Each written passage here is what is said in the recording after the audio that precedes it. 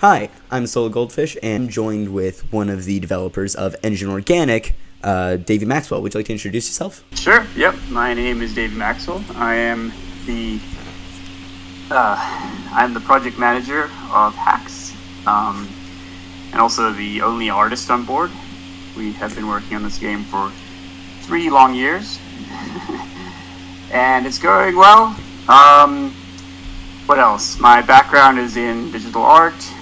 Been in the gaming industry for about 10 years, and yeah, looking forward to getting my second VR title out onto the Quest platform so that we can finally sell it and enjoy the fruits of our labor. Trust me, all of us in the Discord are excited to finally be able to get back into it. For sure. Yeah, so who's the team behind HAX? Because you got you, project manager, doing all the art and stuff like that. What do the other guys do? Who are they? So we have Kyle, who is a Unity specialist and programmer. He mostly does things like character controller stuff. He integrates all the art that I make so that it works and functions as it should. He also does a lot of little things that just make the game come to life. He does all the UI integration, a lot of little things that you probably would never even notice. He brings them to life and makes sure that things are running smoothly in Unity and in the project. And then we have Christian, or also known as CPT. He is a software engineer who is very talented with back-end development. He's kind of been spearheading a lot of the net code behind the multiplayer version of the game. He also is a gun fanatic. He loves everything guns, which is why a lot of our guns are grounded in real guns. He also is an avid first-person shooter video gamer. He loves FPSs, and so do I, for that matter. I mean, don't we all? Yeah, it's one of the reasons why we chose an FPS instead of another type of game. But yeah, so he does a lot of the back-end stuff and fills in a lot of the gaps. And also, what else does he do? Yeah, he really tries to help balance the meta of the game, make things feel fun, and yeah, I mean, we all do that, but yeah. So yeah, he's a software engineer as well, and we all have our roles and try and play to our strengths. But yeah, that's basically the team. You said that this is your second game, the other one being Sugar Rush, I believe. Sweet Tooth. What experiences do you have with making games, other than yeah? So the experiences that I have, I started right out of art school. I went to the Dave School in Universal Studios, Orlando, Florida. And right out of art school, I worked on a TV show for a short period of time doing animations for planes crashing. Oh, nice. And then I got hired I didn't want to get into VFX and TV and all that. I really wanted to get into games. So I looked for work in the gaming industry, and I found a guy in Florida who was looking for an artist to help him basically flesh out his educational math mobile game. And so I spent about 2 years working on that game, part-time. It wasn't a full-time gig, but it definitely got me off the ground as far as making games goes. And I learned a lot. The game never actually ended up being released. Sadly, the programmer who was working on it, he had really bad arthritis and had to basically stop. So it's a little warning for anybody out there who spends a lot of time on the computer. Got to take care of yourself. Yeah, do stretches, all that. Yeah, exactly. So so after that, actually before that, before I went to art school, I worked on a mobile game called Finger of God, which was a iOS game. Yeah, for Apple, and that was just a real basic introduction to game development. And because of that game, I fell in love with it, and then went to school for it. And so after graduating, worked on the math game. I worked in ironically, another math game that did get released. I forget exactly what it's called. I think it's called Lernia or something like that. It's just a little mobile game. And did a lot of animation and level design for that. And then kind of floated around doing freelance work on various games. Like I worked on Bullet Force, which was a very successful web-based first-person shooter. I think it's still you can still play it, Bullet Force. So I did a lot of the character rigging for that game, and then worked on a number of just random little projects before getting picked up by a VR developer who wasn't making games, but he was making a VR public speaking application. Oh, okay. So I actually still work part-time for him. So right before this call, I was planning out another venue for his app, which has just released on Quest. Oh, dang. And it's called Ovation.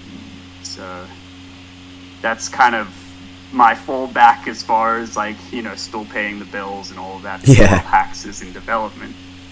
And I learned a lot on Ovation, just how to develop for virtual reality. Then I went from there to a company called Reality Garage, where I met Christian and Kyle. And then we made Sweet Tooth in our part-time, free time. And we learned a lot about making games for VR. And then eventually we spun off and started Engine Organic, where we just right off the bat wanted to make a first-person shooter that was more boots on the ground and less crazy locomotion. Because we felt like VR really deserved a solid boots on the ground shooter. So that's where we are now, 3 years later.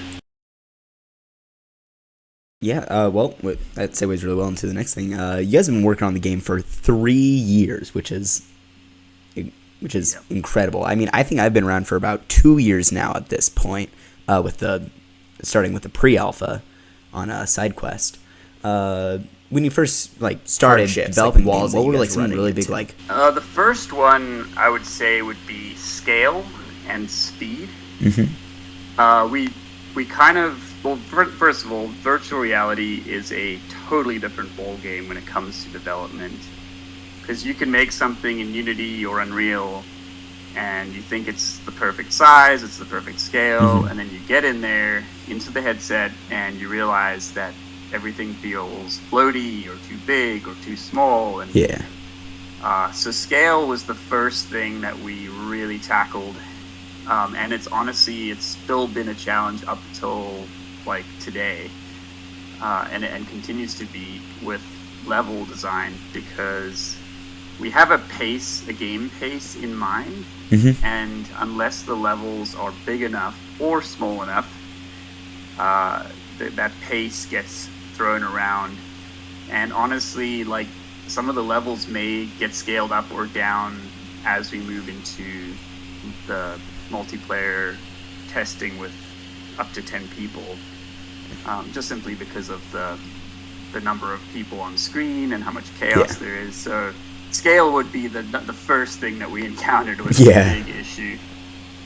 The next thing was texel density, which I think I've written a couple blogs about, and that is just how many pixels there are in a square inch in the headset, how much resolution is on the surface of a piece of geometry.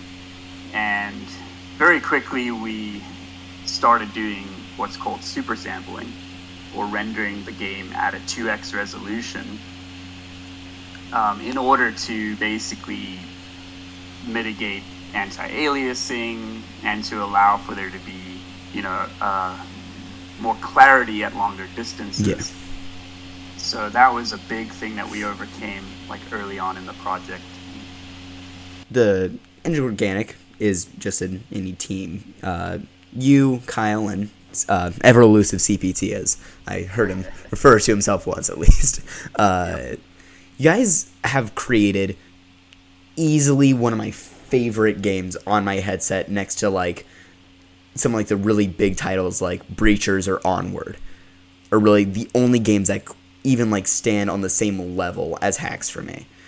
And you guys are easily one of the most like down to earth, like community driven people I've ever been with. I mean, I am in a call with one of the developers right now. I've never been anywhere near that close to just like a community driven group like that. But with you guys have like, it seems like you guys have like all these like really cool plans for it. Do you guys ever have plans on like expanding the team, take some of the workload off you guys? Absolutely. We obviously have limited resources at the moment because our game isn't for sale, so there's no money coming in, hence the side job with Ovation. Yeah. But yeah, we absolutely want to bring on more artists and more programmers. We want to have a full-time PR person, somebody that can really manage the online community the way it deserves to be managed. Which, I mean, obviously, huge shout out and thanks to you for stepping up and being willing to keep things at least alive in the chat. Yeah. So yeah, we do want to expand our team. It'll definitely take place as the game comes out and as money starts to come in. Right now, we just, we are 3 years without a proper paycheck. Yeah. Really. We have, I have an amazing life partner who's been supportive of what I've been doing for the last 3 years. And so does Kyle. And so, like, without them, we would not be where we are, and like HAX would never have been a thing. So yeah, I mean, you'll see continual shout outs to Aaliyah and Gabby as we continue to develop this project, and hopefully in a year's time we will have one or two other people on board and we'll be able to start doing more as far as creating content and advancing the game without it all being on us. Yeah, make it like a, have this be your like actual job, money coming in, just really like turning up what was originally a passion project into. Yeah, I mean, we developed HAX with the idea of selling it in a much shorter time frame. Yeah. And game development, which we are aware of, takes usually twice as long as you plan. However, we ran into the problem where we're developing not just games, we're developing mobile VR games. Yeah. Not only that, we're developing a mobile VR multiplayer shooter. So, like, yeah, there is, I mean, honestly, there's like a 4x on the time frame that we initially put out there. And we're, that's actually a closer estimate of.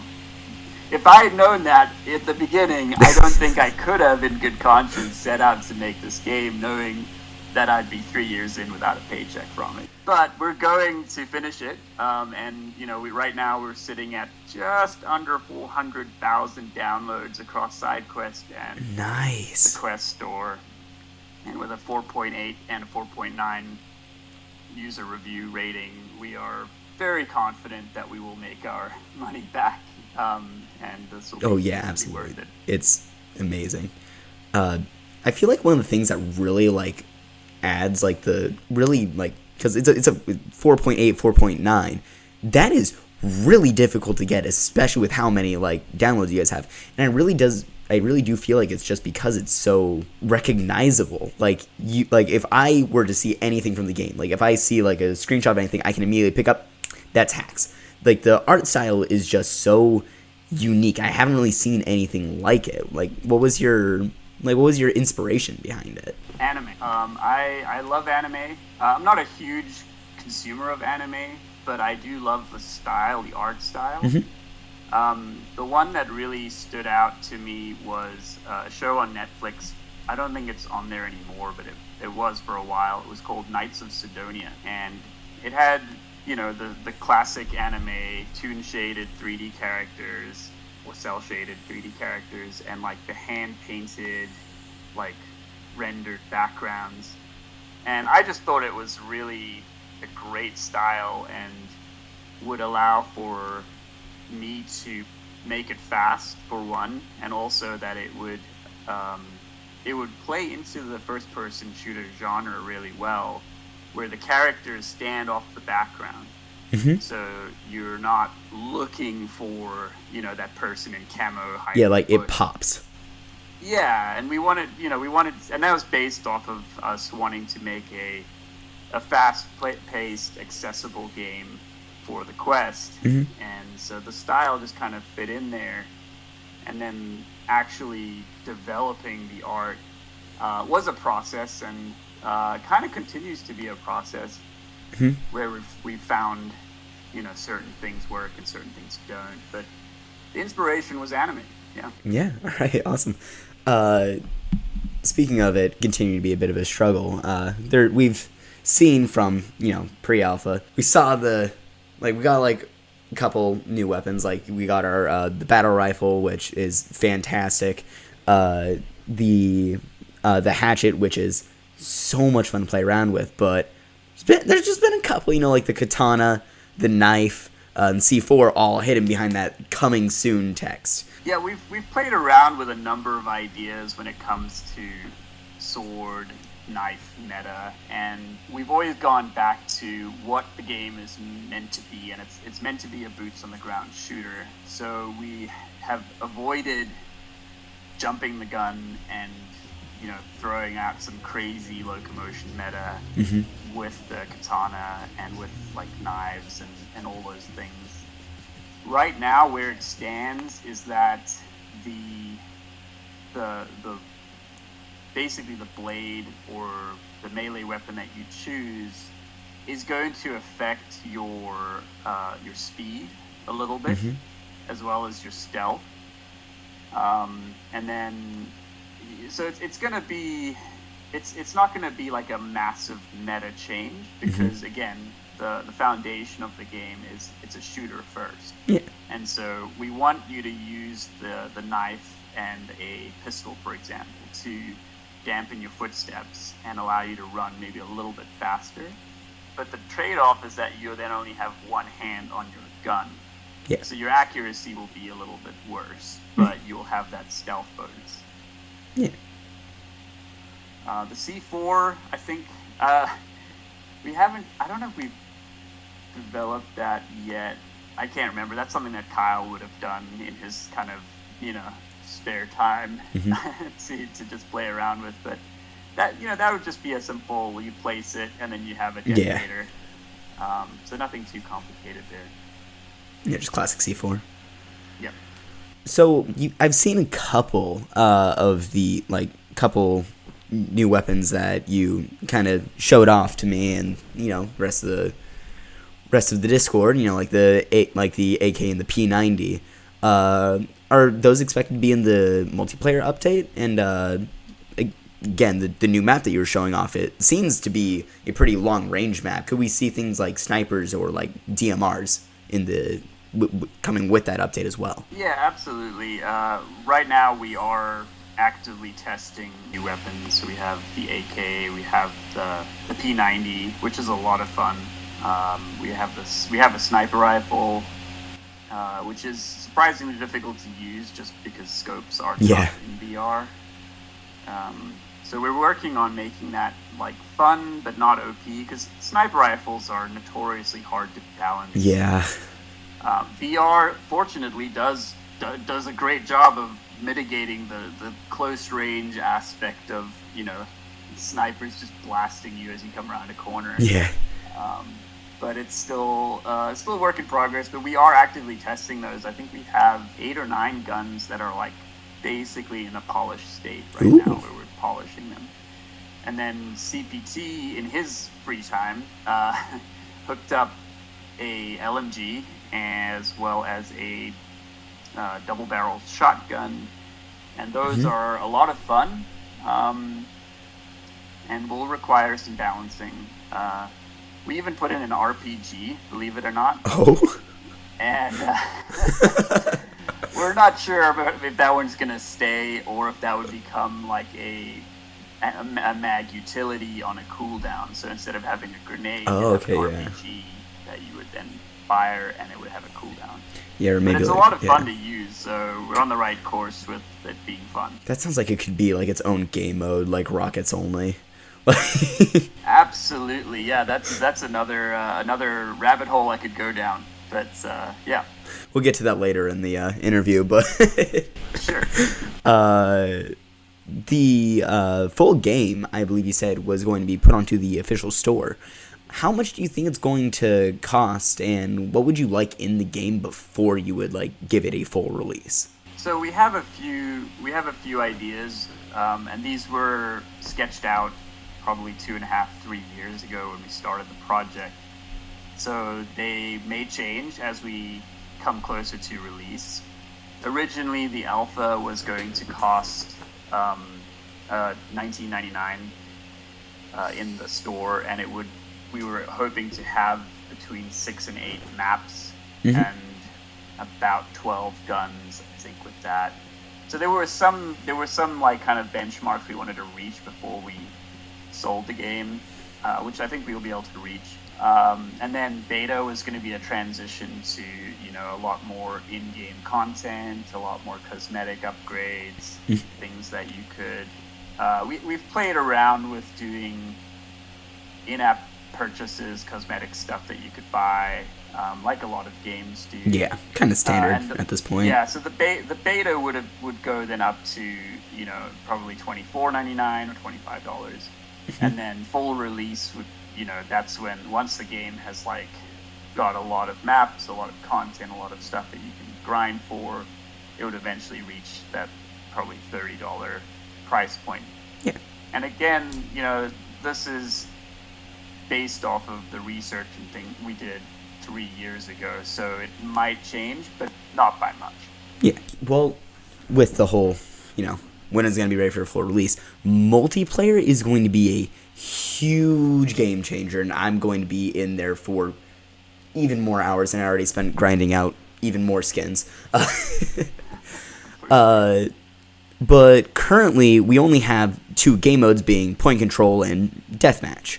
What other game modes are you thinking? Like, seeing things like free for all or King the Hill, and maybe potentially, if you got any ideas floating around out there, for maybe a game mode potentially just unique to HAX, like I believe Push the Payload, which was originally created by TF2, something like that. Yeah. So the basics, the basic game modes are obviously team deathmatch. Everything is kind of built around that. Even free for all is technically a team deathmatch. You're just a team of one. Yeah. So we're trying to polish the basics at this point and get all of that sorted. At release of the alpha, we're definitely gonna have like a team deathmatch, and then probably like a point control, like terminals currently. We want to have capture the flag, and then also free for all. Those 4 are the big ones: capture the flag, point control, team deathmatch, and then free for all. Okay. We figured with those 4 they kind of cover the basics of what a first-person shooter should offer. Yeah. And then from there, we will hopefully start developing the more kind of outlying game modes, like I'm trying to think, like any kind of asymmetrical game mode, or like a Juggernaut, or rockets only. Yeah, rockets only, like a Fiesta type game, yeah, where you just get random weapons and stuff.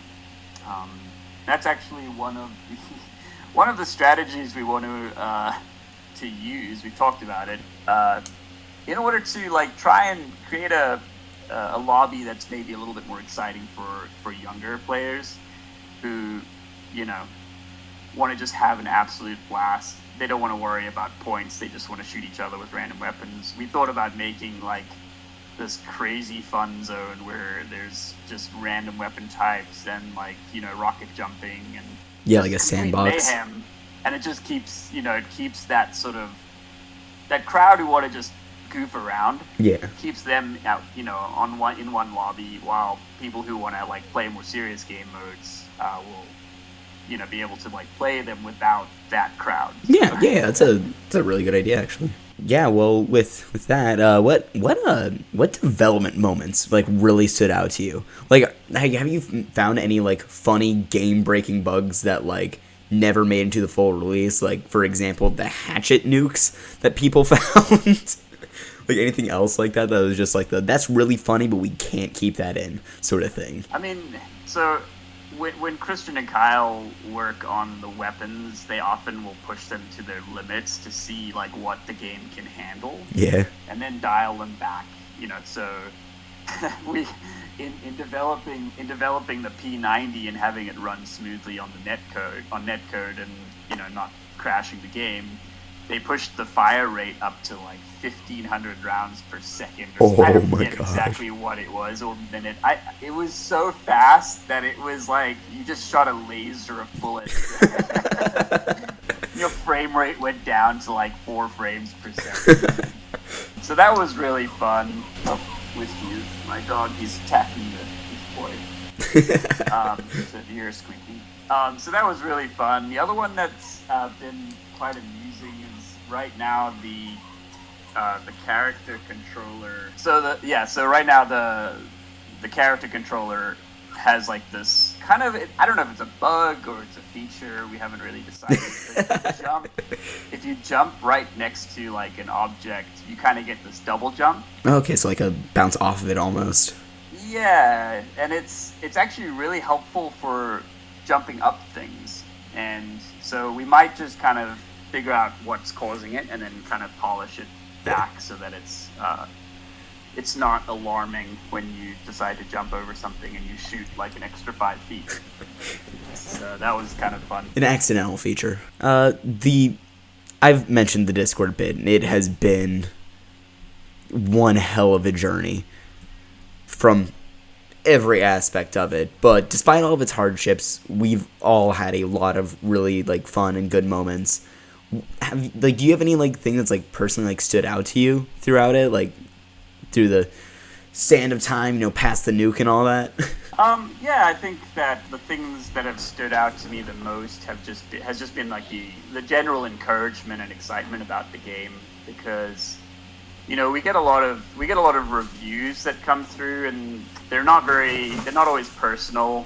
So when you post a piece of art, or you kind of engage in the discussion a little bit on the Discord server, it's just exciting to hear that sense of anticipation and that enjoyment of something that you've made. So I think that's kind of been the most kind of rewarding aspect of having the Discord server, and it's just been that sense of feedback and anticipation, excitement, etc. Yeah, just seeing that people are just excited about what you're working on. We've been all waiting quite a while, you know. Multiplayer itself has taken a really long time and has been really difficult. What were some of the biggest roadblocks in making like the netcode and all that? Finding the right netcode. That has been a massive roadblock. So I've probably mentioned it a few times, but we're making a server-based game. So basically the game will run on a server on somebody's headset. And that has proven to be really difficult. And the reason we're doing it is because we ultimately want HAX to be a solid esport with spectators and, you know, third-party camera, you know, announcers and all that stuff. And for that reason, we've gone with like the idea of let's make it on a server, let's have it run on a server, and then in the future we can rent servers, like dedicated servers that people can log into, which will take some of the strain off of your headset and allow, you know, you to have basically more performance on your individual headset. So finding the right program to run the netcode has been really challenging. Yeah. We've gone through, I think we're on our fourth one now, and we're using Photon Fusion. Photon, I think it's the company, Fusion. I could be wrong about that, but that's more Christian and Kyle's space, and like they've gone through all sorts of struggles trying to get the right thing and get it working. That's by far. We haven't pushed an update on SideQuest in over a year now, and that's simply because of that transition. Yeah. And basically moving the project into this new way of running on a server. Basically just had to rebuild it from the ground up. Exactly, yeah. I totally get it. It's been a while. I know a lot of people were mad about that, but I understand. And one of the things that I've like really just been like holding on to this, like just sitting like waiting for the devs, like, talking to you, just sitting there like, hey, what you guys working on? Is because it is probably the most unique like VR games I've seen in a very long time. With the mag system is probably one of the coolest things I've seen, like that is unique to VR. You can't pull that off pretty much anywhere else. It's unique to HAX. What inspired that, and do you have any other unique ideas you want to add to HAX? So first of all, that idea came from a lot of time spent in VR, playing games, developing for VR, and kind of wanting to solve the problem of the user's interface or the way that they interacted with their equipment. And that idea came about in just a session of talking with Christian and Kyle. So we don't actually know who came up with the idea, but we definitely came up with the idea collectively. And it was like, hey, like, if you grab your ammo, like, instead of your grenade or your knife or your secondary weapon ammo, like, it's just frustrating. And so, I just was like, at one point I was like, what if it was context sensitive? What if you just grabbed the ammo and it just fit whatever gun you had in your hand? So if it's your primary or secondary. And then that idea kind of evolved and changed into like, well, what if it could turn into a grenade when you needed it? What if it could turn into a knife? And then that idea turned into like, well, that has to be done in a sci-fi game, either sci-fi or fantasy, but it would have to be some kind of magical element, right? That it could change or just be. And then it was like, well, what if it was like a USB drive? And then the idea of like, well, make it a USB that has a lightsaber that comes out. And so the idea kind of just snowballed, but it was ultimately to solve the problem of having multiple just utilities around your waist and having to find the right one in the heat of the battle. Yeah. And then also to teach people where all that stuff was is kind of, a game developer's nightmare. It's like, learn how to play my game. It's not easy. So we wanted to make it easier. Yeah. Nice and accessible. Yeah. With the whole, like, magical element USB stick, there's been some stuff that people have talked about a bit, like a little bit of, like, lore to the game itself, and I believed we talked about a story mode quite a while ago, and potential for like a single player sort of mode. I assume this kind of been put on hiatus, or however you would word that. Do you think that could potentially ever make a return at some point down the line, like in the full release or anything like that? It's certainly possible. Story mode, unfortunately, it requires a lot of resources to create story, to create animations, to voice act, to set up the triggers and everything that are required to run through a scenario and have it work every different way. And the stories are linear, and if they're not linear, they require even more work. Yeah. But, a linear story is just kind of outside of the scope of our current resources. So, if the game does really well and we're able to bring more people on board, then we would likely start looking at that again. But I think one of the more kind of like accessible things for our team beyond multiplayer would be having like a more advanced cooperative game. So like 4 players versus like a wave-based. That'd be cool. Yeah. Because again, we could do that on our existing levels. We could do that with our existing, functionality. So you would definitely see co-op before you saw like a much more advanced story mode. As we near the multiplayer alpha, is there anything that you would go back and change? Like, say you could go back in time, tell pre-alpha, Engine Organic, anything. What would you warn them about?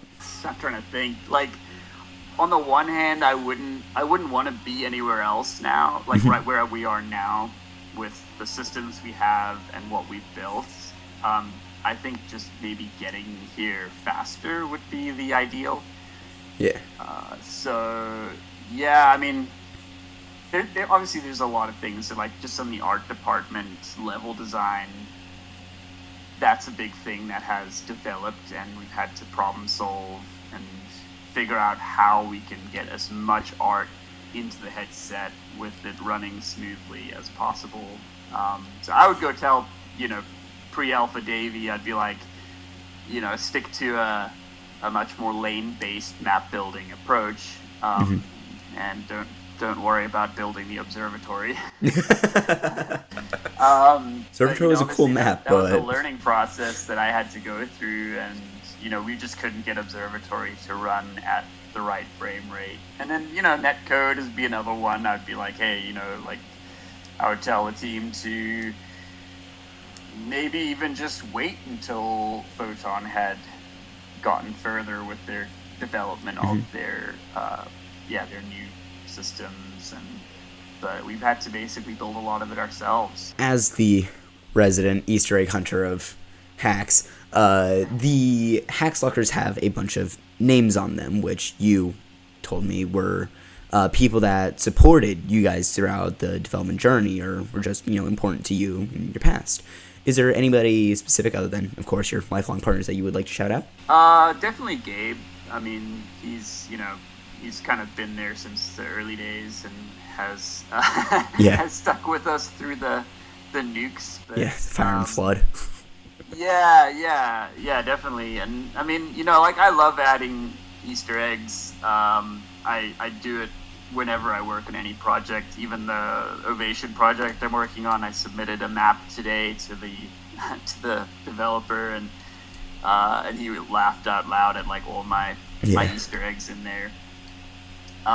But as far as shouting outs, I mean, I'm going to be continually updating just the names of people that have really helped and contributed. And in the main home scene, like the main locker room area, there's going to be a build like a chalkboard with like pictures of all the different people that have been supportive and have volunteered, like yourself. Like, you're going to be on there for sure. Yeah, thank you. Yeah, I'm already in it with the Lonely Goldfish. No, the goldfish thing, that was fun. It was like you gave me an idea that I didn't have to like expend resources on and like think of like, let me think of Easter eggs. It's like, just put a goldfish in there. Yeah. I've actually forgotten where some of them are. So honestly, I honestly, God, I can't find the one in the Old Town map. Like, I've been looking around for it so much, I cannot figure out where it is for the life of me. I remember where it is. Yeah, no, it's underneath a table, so that'll give you. Oh my God, there's so many tables in that map that doesn't have. I know. It's, I mean, I can give you another hint. Nah, you're good. You're good. Okay. That's where I was moving on to next. But I love the Easter eggs, and all just the tiny little touches are awesome. And honestly, we're all itching for the update. That's like very common thing. People just in the Discord comments like, hey, any news on the update? Any news on the update? When is the update coming? Yeah. And I, again, no confirmed dates, but I have to put it in here because that's obligatory at this point.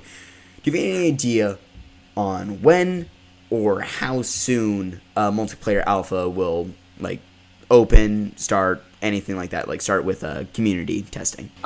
Yeah. So before I answer that question, I guess the best way to describe what the project has gone through is it's a bit like we had a car in the garage, and we put an engine in it, put some wheels on it, whatever, spray painted it.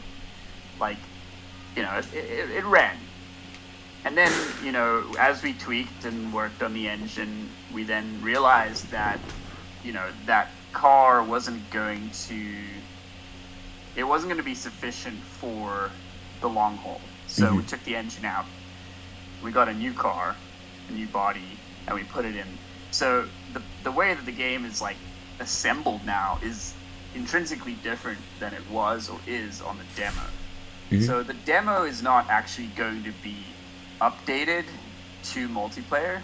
Multiplayer is a whole nother car. Yeah. So rather than thinking that it's going to be an update, it's going to be a whole separate thing that we're going to be releasing probably on the Quest store as alpha. However, we are going to be going through a longer period of multiplayer testing that we might just do in-house within, the Discord and within like a smaller group. Yeah. So, so as far as when that will be, a lot of it has to do with how fast we can just polish the current issues that exist within the game. Yeah, I mean, as far as the release date goes, I can't actually say when it will be available, either for multiplayer testing within a closed, alpha, whatever, or when it will come out on the store. Like, I have obviously my hopes, which is like within like the next couple of months, but realistically, it's hard to say. Like, I would really like it to come out in maybe October. Like, but again, I don't know. Like, there's so much to do, and there's a lot of testing to do still as well, where we hope to basically polish a lot of the meta and get that sort of ironed out. Because it's a big jump going from like a free-to-play demo to like something people are spending money on. There's a lot more expectation. There's a lot more outrage if something doesn't function right. And so there's a lot more at stake for us when we put it. That's about all I got on here. Any last remarks you want to make to the people? Anything you'd like to address, or maybe ways that we could support the project before it goes live? Like, for example, a Patreon or something like that. Yeah, I mean, right now the Patreon is more just like, it's available if you really want to contribute to the project financially on a month-to-month basis.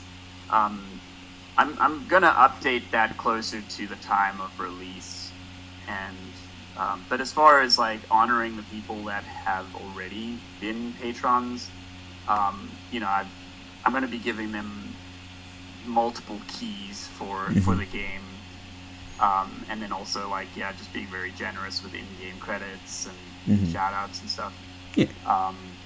Because I know we never anticipated this game taking this long. And as far as like, so no like real like, hey, like we need support on Patreon, like we don't, that's not going to pay our bills. Like it's just not. It's more just a community thing, and it will be updated closer to the time when it'll be a little bit more exciting, hopefully. But as far as just like being supportive of the project on Discord or on YouTube or whatever, just in general, I think just patience and like it's easy to criticize, I think, what you don't know. And like I've try to explain as much of the process that we're going through, but VR mobile multiplayer game development is extremely unknown at this point. So the problems that we're coming up against have never been dealt with before. Like, this is completely avant-garde territory. And so a little bit of like consideration and patience, and just, you know, being like, hey, like, when the game comes out, and it is going to come out, it's going to be great. Yeah, you guys are actually putting care and thought and optimizing it, unlike 90% of the 99% of pretty much all games that get released these days. I mean, don't get me wrong, like, you know, we hope to make money off of this game, but we wouldn't be 3 years in with not a dime to show for it if we weren't completely and utterly committed to what this game could be. Yeah, make it something to be proud of. Exactly, yeah. So just be patient. It'll come out, and it'll be great. All right. Yeah, and with that, I believe that's everything. Well, hey, I really appreciate you having me on. Yeah, I mean, appreciate you. Questions are great. Yeah, thank you. Appreciate you being willing to hop on and answer them. And hearing that you're hoping for sometime around October, that gives me plenty of time to procrastinate and put off editing this down. Yeah, that is not a release date. That is just my hopes. Yeah, because not a release date. We could be looking at something like that. Yeah. Where we're actually finally. That would be the most ideal, best case scenario. And trust me, we are just waiting for the day that, like, the community just absolutely wipes the floor with us developers. Yeah. And we can sit back and be like, our job here is done. I personally really like all of the stuff I've seen so far. I'm really excited to play it. I'm really glad that you guys are actually taking time and putting care and effort into this. Keep on doing what you're doing, and release when you think it's done. That's all I'll say. I appreciate it. Thank you so much. That, I guess, end of the interview. Cool. Solo Goldfish signing out. Catch you on the flip side.